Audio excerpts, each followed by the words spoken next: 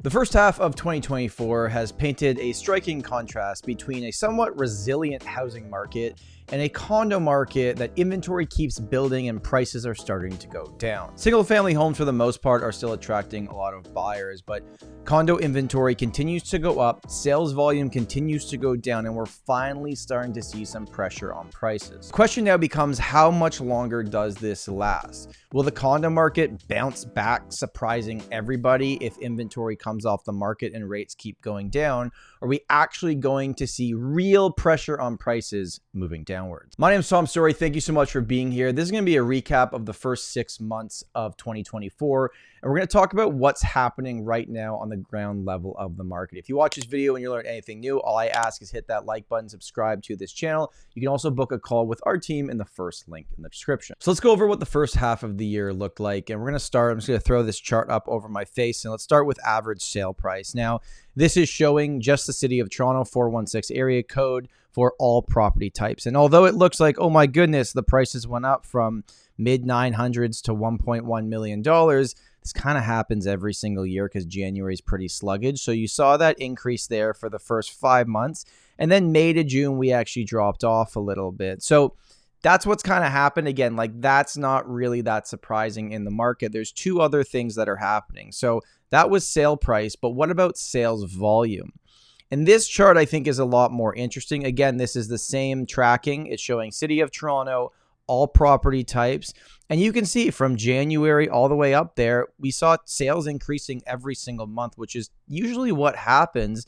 But then we saw a pretty big drop off more recently. But the question is, why is the sales volume coming down if there's so much more on the market? Now, this is a month of inventory chart, and this is probably the most telling chart for the entire city of Toronto. You know, in January, we are under 3 months of inventory, meaning the entire market technically was in a seller's market. And that number has just continued to grow. And right now, we're actually closer to 5 if you look at the July numbers. Now, the thing is that most of that is just condos. But even with freehold housing, you have started seeing overall active inventory go up. We're in August now, so this is the dog days of summer. I've always talked about the fact that August usually presents opportunities for buyers because sellers that are selling in August probably already bought, or they really didn't get great advice, or they just really need to sell. So sometimes there's opportunities for buyers. And when we talk about opportunities, regardless of what month it is, we have to look at, like, well, where are opportunities in the market? And this isn't going to make sense for everybody. In fact, there's some people that probably shouldn't be getting into the market right now. But if you look generally, it's like, okay, when no one's interested in doing something, should you do it? And that's not for me to decide. That's up to you. And I'm going to give you an example of some of our clients, what they've done over the last few months. But if you just look purely based on where is there less demand and lots of opportunity, if you are someone that's got your mindset on, I'm buying a condo and I'm going to own it for the next 5 years, well, I can tell you, you got lots to choose from. And in this type of slower market, you could probably get in a AAA building and location and floor plan at a price that's much lower than it's previously been. And that might make sense to you and it might not. It all depends on your situation. And then if you look at the freehold side of things, I've seen this with our clients from $1 million to $1.5 million. And this is typically semi-detached homes in great neighborhoods, on the east or west of downtown Toronto. You're seeing properties still sell fairly well. With everything else going on, they're still moving. So maybe there's an opportunity for upsizers if you're interested, where you're going from that semi that's worth 1.3 to a detached house that's under 2, because from $1 million to 1.5, things are still moving. Like, we're seeing this happen. And then there seems to be more of a slowdown from 1.5 to $2 million. So if that's the jump you're making, it may make sense right now based on what's happening in the market. And we spend a lot of time talking about condos on this channel. And I do think over the next month and a half, 2 months, you will see that decrease in average sale price. We'll have to see how significant or non-significant that is. We already know that the sales volume is down, but something that's been interesting to me, because I've talked with a lot of condo sellers. I'm probably talking with a condo seller every single day over the last month, honestly. And a lot of them are saying to me, okay, we know it's not a great market. Does it actually make sense to sell? And, I'll tell them the number that they could sell for in today's market. And I'm finding most of them are just going, no, you know what? I'll wait then. And I tell them, well, waiting means 2025. Because it's not going to make a difference this year. And a lot of them are fine with it.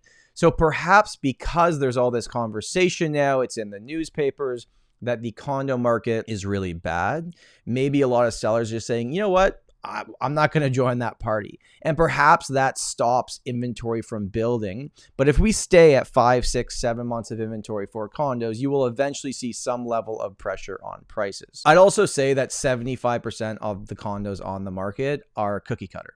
They're pretty straightforward. And I had 2 meetings with sellers in the last week where they own properties and buildings that are highly in demand. They had great floor plans. They had wow factors like views or something as simple as being able to have a gas barbecue on your balcony. And I said to them, like, listen, I know overall there's a ton of condos on the market, but for your specific product, for what people actually want, there's not a ton available. So if you price it right, you'll probably actually sell in the next 15 to 20 days. But what about condo buyers? Because I know there's a lot of people watching this video that want to buy a condo at some point. And you're trying to think to yourself, well, do I get in now? Do I wait? Because Tom and many other people have said that there'll probably be pressure on prices going down anyway. So why would I jump in now? But the conclusion that a lot of people are coming to is like, well, maybe I just rent. Because if you look at the price difference between renting and buying, even with that 20% down payment, like, you know, a $550,000, $600,000 condo, you could rent in that probably $2,500 range, and ownership with today's mortgage rates, with maintenance fees, with taxes, you're probably $3,500 plus. So it's a lot more expensive to own real estate. And if the price of that property doesn't go up in the next few years, then renting may have actually made more sense. There was an opinion piece recently in the Globe and Mail by Megan McSween, and the title of it was, "Maybe renting is better than buying after all." Now, I got quoted in that article. I'm pretty sure Megan watches these videos. I think it was a really good breakdown of a real life story of someone that was renting. They were looking to get into the market because everyone around them told them they should own instead of rent. And then they made the decision that maybe, at least for now, renting makes more sense financially. And I've reached out to Megan. I think we're going to have her on the channel at some point to kind of go through her thought process, because I know there's a lot of other people in that situation as well. And I'd highly recommend, I'll put it in the description, going and checking out the opinion piece that she wrote. We've covered a lot of different topics in today's video, but I want to give you an update of kind of where everything's at. So I actually want to tell you, we helped 10 people buy and sell properties in the last month. And without giving specifics, I just want to give you general ideas of like why people are doing things. So I'm just going to read this off here. So we had someone that bought a condo for their daughter because they got a new job in Toronto and didn't want them to rent. We had someone just for life reasons come back to Toronto. We had upsizers from a condo to a house. We had another condo to house. We had another specific situation of someone that wanted to buy a condo for their child because they were coming, well, they're not child anymore, they're growing up, but they're coming to university in Toronto. We had someone that wanted to move outside Toronto. Then we helped them buy their house outside Toronto. We had someone that wanted to be in a specific school district because of their kid. And then we had a renter that had been renting for almost a decade and just decided, like, you know what, I'm getting into the market. I just want to have full control of my situation. And we had someone that was selling an investment condo because the prices weren't really doing what they were looking for. So for the most part, if you go over the last 10 people that we've helped, there's no one speculating in the market. There's no investors really buying investment properties. It's mostly personal situations or life situations. We've had a few estate sales that we've helped with as well. People are doing things right now because there's a specific reason why they are doing them. And I think that's going to continue into the fall market. And final point I want to make here, because I know I've jumped around on different topics on today's video, is a staging company that we've been using for almost a decade posted something the other day that I thought was interesting. And they had said that they are almost fully booked for the first 2 weeks of September. So there is a lot of people getting their properties ready for sale in September after Labor Day. Now, that's not a bold statement to make. That happens every single year. But I haven't seen her post before saying like, hey, we're fully booked up. Sorry. You know, if you want to do it after that or before that, let us know. So inventory will probably continuously come to the market. Hot markets for freehold properties will continuously sell. And condos, I think, are in for a bit of a rough ride. And we've had this conversation many times. If you're a condo buyer, be very specific on what you're looking to buy and be patient, because your opportunity will come. If you're a condo seller, you just have to be the best price or you're not going to sell. Thank you for watching. My name is Tom Storey. And remember, home is where your story begins.